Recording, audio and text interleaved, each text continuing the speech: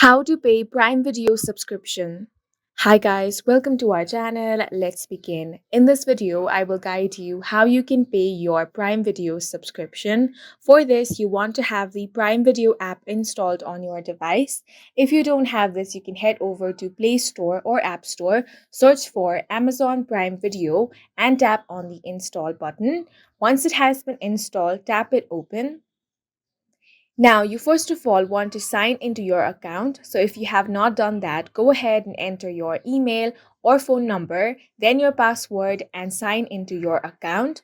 Once you have been signed in, you want to tap on the profile icon at the top right corner of your screen. From here, tap on the gear icon.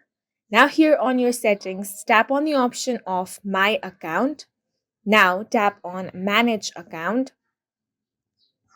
Now, as it says here, I don't have a subscription to Prime Video. So if that is the case, then you can very easily set up a payment method and subscribe to Prime Video.